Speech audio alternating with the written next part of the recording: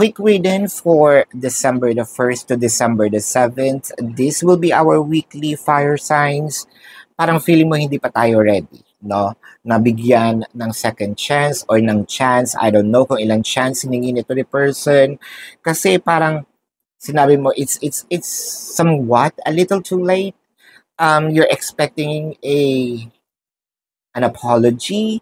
You're expecting yung halubag loob, no? A little early. Kasi may pagkakataon na meron sana siyang nagawa, no? To ease your anger, to ease this pain, no? Sana sana man lang nakabawi siya nung mga panahon na bago pa lumalim yung sugat, bago mo pa na-feel na, bago ka nagkaroon ng realization na it has been going on for quite a while.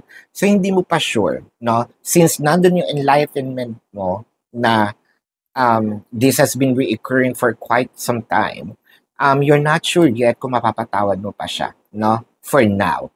So this is your quick reading, fire signs for December the 1st to December the 7th. Predicting future is my purpose.